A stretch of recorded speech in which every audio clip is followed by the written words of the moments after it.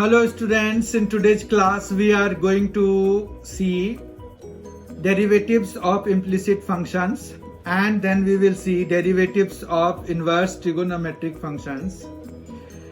These two topics are related to fifth chapter, that is continuity and differentiability.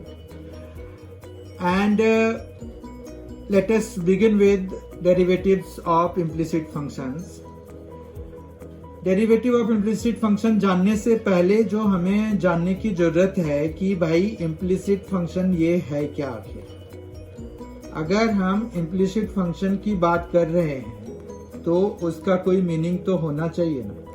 तो implicit function basically ये है कि जिसमें x और y जो है जम्बल्ड फॉर्म में दिए हुए हैं, कुछ ऐसे फॉर्म में दिए हुए हैं जहां पर कि आपको x और y को इक्वालिटी के अलग अलग साइड्स पे लिखना पॉसिबल ना हो इजीली। एक्चुअली हम थोड़े से मैनिपुलेशन के बाद लिख सकते हैं। मोस्टली जो फंक्शन होते हैं उनको हम x और y की टर्म में एक्सक्लूसिवली, मतलब लेफ्ट हैंड में x वाले टर्म ले लिए, राइट में y वाला, या वाइस वर्सा, ऐसा हम कर सकते हैं। पर कई बारी ये पॉसिबल नहीं होता है, पर मोस्ट ऑफ द टाइम हम कर पाते हैं। लेकिन इम्प्लिसिट फंक्शन उससे थोड़ा सा ये है कि आसानी से अगर हम किसी फंक्शन को नहीं बांट पा रहे हैं इक्वल टू के, मतलब वेरिएबल्स को हम अगर डिस्ट्रीब्यूट नहीं कर पा रहे हैं, वेरिएबल को हम सेपरेट नहीं कर पा रहे हैं इक्वालिटी के दोनों साइड, तो दैट मीन्स वो इम्प्लिसिट फंक्शन होंगे। यानी कि एक फंक्शन हमारा इम्प्लिसिट है जबकि दूसरा फंक्शन हमारा एक्सप्लिसिट होता है, जिसमें कि हम एक्सक्लूसिवली लिख सकते हैं दोनों को अलग अलग करके। जैसे हम एक एग्जांपल लेते हैं, x plus y minus pi is equal to 0 दिया हुआ, ठीक है। तो अगर आप इसमें देखो तो y इज इक्वल टू आप पाई माइनस एक्स लिख सकते हो, और एज अ रिजल्ट क्या हुआ कि ये जो है ये क्या आ गया, एक्सप्लिसिट हो गया, क्योंकि y एक साइड है, दूसरा कांस्टेंट के साथ में x है, पर ऐसा नहीं है कि x वाला टर्म भी इधर आ रहा है, तो ये एक्सप्लिसिट फंक्शन हो गया, ठीक है। तो एक्सप्लिसिट फंक्शन क्या है ये पता चल गया आपको। और इसी का उल्टा होता है इम्प्लिसिट फंक्शन, जिसमें कि हमारे पास वेरिएबल्स को सेपरेट करना पॉसिबल नहीं होता। जैसे हम अगर एक एग्जांपल लेते हैं, sine x y plus y minus 2x is equal to 7। अब अगर इस एग्जांपल में देखें तो it is not that easy to get y at one side and other terms x and the constants to the other side. तो ये implicit function हो गया। समझ में आ गया इम्प्लिसिट फंक्शन और एक्सप्लिसिट फंक्शन का डेफिनेशन आपको? आई थिंक सो, ठीक है। अब इसके डिफरेंशिएशन के लिए हम क्या करते हैं, तो एक्सप्लिसिट फंक्शन में तो कोई प्रॉब्लम नहीं है, आप अगर डिफरेंशिएट कराना चाहते हैं तो ये फटाफट कर देंगे। लेकिन अगर हमें इसका डिफरेंशिएशन करना है तो हमें सिंपली जो रूल्स एप्लीकेबल होंगे वो सारा, to get the differentiation of sin xy plus y minus 2x is equal to 7, we differentiate both the sides. We write here differentiating both the sides, differentiating both sides with respect to x, we get what we get cos xy। देखिए यहाँ पर हमें वो सारे rules लगाने हैं जो कि एप्लीकेबल होते हैं हमारे पास और जो हमें पता है। तो साइन का पहले cos हो जाएगा, xy विल बी कॉपीड, फिर हम xy का कराएंगे, ये चेन रूल होता है, हमने डिस्कस करा था। यहाँ पर x को छोड़ दिया, ये हमारे पास dy बाई dx प्लस यहाँ पर x का 1, और फिर ये y आ जाएगा क्योंकि y को इस बारी छोड़ देते हैं हम। फिर dy by dx minus 2 is equal to 0 हो जाएगा। फिर हमें जो है इसमें dx, ये हम इसको एक्सपेंड करके क्या लिख सकते हैं, x into cos x y into dy by dx plus y into cos x y plus dy by dx minus 2 is equal to 0। इस तरह से अब हमारे पास ये दो टर्म्स हैं जो कि dy बाई dx वाले हैं, और दो टर्म्स हैं जो कि विदाउट dy बाई dx वाले हैं। तो हम इसको x into cos x y dy by d x common लेने के बाद ये बचेगा, इसमें कोई और टर्म नहीं है तो यहाँ पर +1 बचेगा, ठीक है। और फिर हम इसको कर्ली ब्रैकेट से बंद करा देंगे और बाकी टर्म्स जैसे ये -2 है तो वो 2 बन के उधर चला जाएगा, ये y into cos x y बन के उधर चला जाएगा, ठीक है।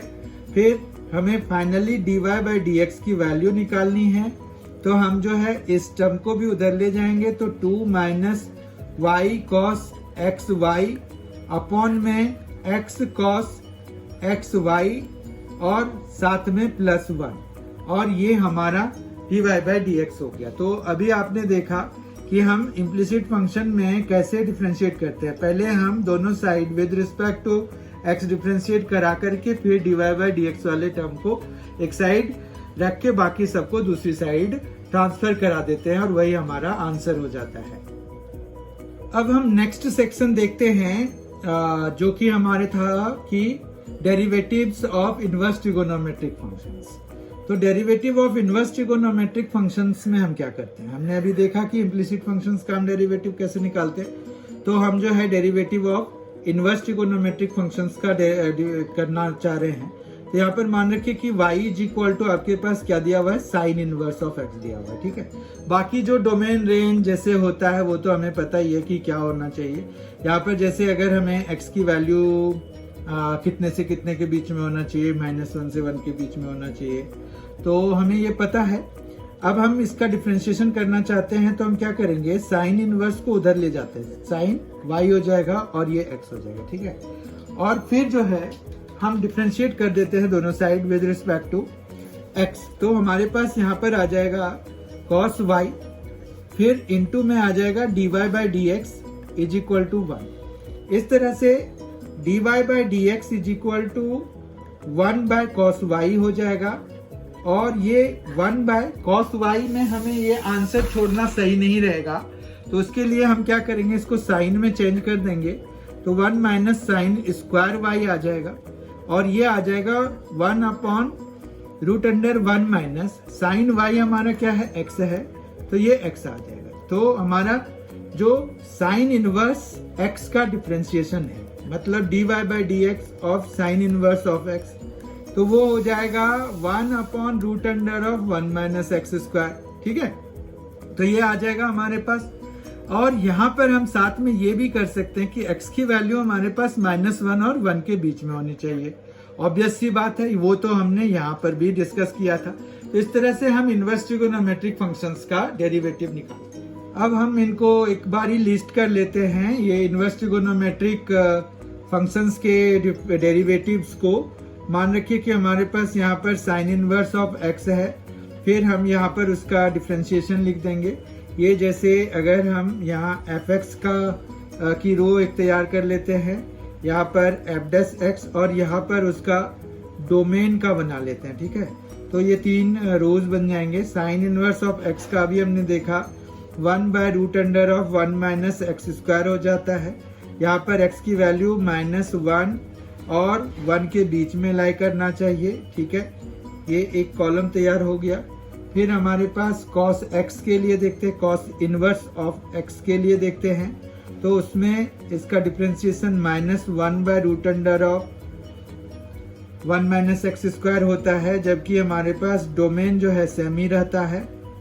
फिर हमारे पास यहाँ पर tan इनवर्स ऑफ x होता है, ये आ गया 1/1 प्लस एक्स स्क्वायर, ठीक है। तो ये तो x बिलोंगिंग टू r, मतलब कोई भी रियल नंबर हो सकता है, ये नॉट डिफाइंड तो होगा नहीं। इसी तरह से cot इनवर्स ऑफ x के लिए 1/1 प्लस एक्स स्क्वायर, यहाँ सिर्फ माइनस आ जाएगा। ऐसे भी अगर हमारे पास ट्रिगोनोमेट्रिक फंक्शन या इनवर्स ट्रिगोनोमेट्रिक फंक्शंस होते हैं, उनका डेरिवेटिव जो है अगर c से शुरू हो रहे हैं, वो फंक्शन का जो नाम है, जैसे कोसाइन फंक्शन या कॉस इनवर्स या कॉट इनवर्स या कॉट या कॉसेक या कॉसेक इनवर्स, इन सभी के डिफरेंशिएशन नेगेटिव होते हैं। तो आप देखिए कॉस इनवर्स x का भी नेगेटिव है, कॉट इनवर्स का भी है और कॉसेक इनवर्स का भी नेगेटिव ही होगा। यहाँ पर पहले हम सेक इनवर्स ऑफ x का लिख लेते हैं, जो कि 1/x √(x स्क्वायर -1 होगा, ठीक है। और जबकि कॉसेक इनवर्स के लिए हमारे पास कॉसेक इनवर्स ऑफ x की बात करें तो -1/x into root under of x square minus 1 होगा। इनको याद रखना भी आसान है क्योंकि जो दो नेबरहुड हैं, अगर आप देखें दो की ग्रुप बनाएं, इसको छोड़ दें और यहाँ से जहाँ से फंक्शन मतलब जो रियल एक्शन जहाँ से शुरू हो रहा है तो वहाँ पर से ये दोनों के सेम ही होते हैं, सिर्फ साइन का फर्क होता है। इन दोनों का सेम है, साइन का फर्क है, इन दोनों का सेम है, साइन का फर्क है। तो इस तरह से आपको याद रखने में आसानी होगी। अब यहाँ पर अगर हम देखें तो x की वैल्यू क्या होनी चाहिए, x की वैल्यू या तो -1 से छोटी हो जाए तो x इज लेस देन -1 हो जाए, या फिर x जो है ग्रेटर देन 1 हो जाए। ठीक है, यही सेम बात यहाँ पर भी होगी कि x -1 से छोटी हो जाए या फिर x जो है 1 से बड़ी हो जाए। तो ये दोनों के मतलब अगर आप देखें तो यहाँ पर डोमेन वाइज भी इनके सेम ही हैं, दो कॉन्जिक्यूटिव वाले के। देखिए इन दोनों का सेम है, इन दोनों का सेम है और फिर इन दोनों का सेम है।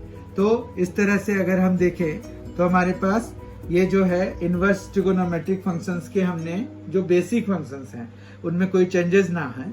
तो हमने देख लिया कि 6 जो इनवर्स ट्रिगोनोमेट्रिक फंक्शंस थे हैं, मतलब जो हमारे पास 6 इनवर्स ट्रिगोनोमेट्रिक फंक्शंस हैं उनके डेरिवेटिव हम उनके क्या डेरिवेटिव होते हैं, और हमने एक उससे साइन इनवर्स एक्स का जो निकाला उससे हमें ये पता चल गया कि एक्चुअली हम ऐसी वैल्यूज गेट कैसे करते हैं। साथ में हमने डोमेन भी डिस्कस कर लिया इनके। To make things clear let us solve some questions है। First question is dy by d x हमें निकालना है, x y plus y square equal to 10x plus y दिया हुआ है। ये इम्प्लिसिट फंक्शन है और हम इसको डिफरेंशिएट करना शुरू करते हैं। तो x dy by d x plus फिर हमारे पास x का 1 y को छोड़ दिया प्लस वाई स्क्वायर का क्या होगा 2y into d y by d x. ठीक है, उसके बाद 10x का हमारे पास differentiation sec square x plus फिर से dy बाई डी एक्स हो जाएगा। ठीक है, अब हमारे पास dy बाई डी एक्स वाले 3 टर्म्स हैं, उन तीनों को एक साथ लेके आना है। तो ये dy बाई डी एक्स साथ में x फिर प्लस 2y और ये इधर है, इसके साथ कुछ नहीं है तो -1, यहाँ पर सेक स्क्वायर x और ये जो है -y। ठीक है, फिर dy बाई डी एक्स यहाँ पर छोड़ दीजिए और ये आ गया आपका sec square x minus y upon x plus 2y minus 1 and this is the answer. ठीक है, दूसरा क्वेश्चन देखते हैं हम। हमें फिर से dy बाई डी एक्स निकालना है और हमें एक इम्प्लिसिट फंक्शन यहाँ पर दिया हुआ है। इसको हमें करने के लिए फिर से differentiating both the sides with respect to x लिखेंगे और x क्यूब का हमारे पास 3x स्क्वायर प्लस यहाँ x square into d y by d x plus 2xy आ जाएगा, ये आया इसके लिए। ठीक है, प्लस फिर x y के लिए 2y into d y by d x लिख देंगे, जबकि x का डिफरेंशिएशन जिस समय करेंगे तो वो 1 साथ में इंटू वाई स्क्वायर आ जाएगा, जबकि y के लिए 3y क्यूब के लिए 3y square into d y by d x आ जाएगा और ये जो 2020 है उसका डिफरेंशिएशन 0 हो जाएगा। ठीक है, तो इस तरह से हमारे पास 2020 का डिफरेंशिएशन 0 हो गया। अब dy बाई डी एक्स वाले टर्म्स को एक साथ कलेक्ट करना होता है, तो उसके लिए x square dy by d x फिर यहाँ पर plus 2xy dy by d x फिर plus 3y square dy by d x और ये इक्वल टू 0 हो गए हैं। नहीं हुए हैं 0, देखिए यहाँ पर विदाउट x वाले को without dy by d x वाले को उस साइड ले जाना है। हमारे पास इस तरह के 1, 2 और ये 3 टर्म्स हैं, उनको उधर ले जाना है। तो ये आ जाएगा -3x स्क्वायर फिर यहाँ पर आ जाएगा -2xy और ये -y स्क्वायर बन के उधर जाएगा। ठीक है, इतना बहुत अच्छी तरह से समझ लीजिए। और फिर dy बाई डी एक्स यहाँ कॉमन लेंगे तो हमारे पास यहाँ पर x square 2xy plus 3y square आ जाएगा, यहाँ माइनस कॉमन ले लेते हैं तो 3x square plus 2xy plus y square हो जाएगा। लेकिन हमें dy बाई डी एक्स की वैल्यू चाहिए, उसके लिए हम dy बाई डी एक्स को एक साइड छोड़ देते हैं और इसको भी उधर ले जाके डिवाइड करा देते हैं। तो ये आ जाएगा 3x square 2xy plus y square upon x square plus 2xy plus 3y square. इस तरह से हमें dy बाई डी एक्स की वैल्यू मिल जाती है इम्प्लिसिट फंक्शंस के लिए। हम पहले उनको डिफरेंशिएट करा देते हैं, फिर dy बाई डी एक्स वाले टर्म्स को कलेक्ट कर देते हैं at one place, left hand side में प्रेफरेबली, और बाकी सबको राइट हैंड साइड में ले जाते हैं। ठीक है, तो इस तरह से हमने सेकेंड क्वेश्चन भी कर लिया। आज का थर्ड और आखिरी क्वेश्चन है, find dy by d x for y is equal to tan inverse of 3x minus x cube upon 1 minus 3x square minus 1 by root 3 less than x less than 1 by root 3। ये बड़ा ही important question है। Inverse trigonometric function का differentiation हमें निकालना है। जब भी आपको इनवर्स ट्रिगोनोमेट्रिक फंक्शन का डिफरेंशिएशन के लिए आता है तो आप उसमें कुछ पुट करके उसको सिंपल वाले फंक्शन में चेंज करने की कोशिश करते हैं। ठीक है, तो हम भी यहाँ पर अभी वही करेंगे। तो अगर यहाँ पर देखें तो हमारे पास y is equal to tan inverse of 3x minus x cube upon 1 minus 3x square दिया हुआ है, minus 1 by root 3 less than x less than 1 by root 3 है। ठीक है, ये तो चलिए ठीक है। यहाँ पर अगर हम x की वैल्यू tan थीटा लेंगे तो माइनस 1 बाय रूट 3, यानी कि माइनस 1 बाय रूट 3 कब होता है 30 डिग्री पे, मतलब ये माइनस पाई बाय 6 से पाई बाय 6 के बीच में आ जाएगा। तो वो वैलिड आंसर होगा, क्योंकि हमारा जो tan का प्रिंसिपल वैल्यू ब्रांच है वो माइनस पाई बाय 2 से पाई बाय 2 है। तो ये काम चल जाएगा हमारे पास जब हम इसको tan थीटा पुट करेंगे। तो यहाँ से हम ये पता कर सकते हैं कि हम क्या पुट कर सकते हैं, क्योंकि वो प्रिंसिपल वैल्यू को वायलेट ना करे। तो हम यहाँ पर पुट कर देते हैं x is equal to tan theta. तो वंस वी पुट है tan थीटा तो यहाँ पर आ जाएगा, therefore y is equal to आ जाएगा tan inverse of 3 tan theta minus tan cube theta upon 1 minus 3 tan square theta. अब सवाल ये है कि मुझे कैसे पता चला कि हम यहाँ पर x is equal to tan theta put करेंगे। अगर आप देखो कि ये पुट करने के बाद क्या बन जा रहा है, ये एक फॉर्मूला बन रहा है। तो मैंने वो फॉर्मूला ध्यान किया कि ऐसा क्या है जो कि हम पुट करें और यहाँ पर tan का कोई फॉर्मूला बन जाए, क्योंकि बाहर tan है। ठीक है, अगर अंदर cot का भी बन जाएगा तो भी चलेगा, पर अगर अंदर tan या cot को छोड़कर कोई तीसरे का अगर बन जाता है तो वो दिक्कत का है, तो वो हम नहीं करेंगे। तो हमें यहाँ पर tan जब मैंने डाला तो कैलकुलेशन के बाद मुझे पता चला कि it is okay, tan will work good. तो यहाँ पर 3 tan theta minus tan cube theta upon 1 minus 3 tan theta, जो कि tan 3 थीटा का फॉर्मूला होता है।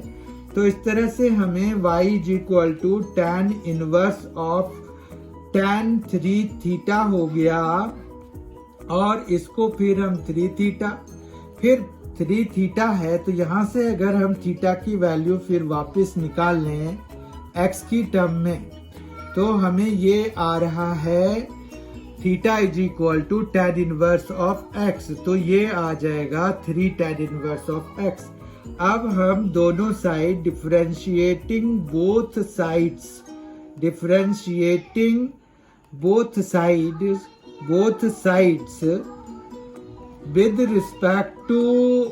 with respect to x we get what? dy by dx is equal to 3 upon 1 plus x square।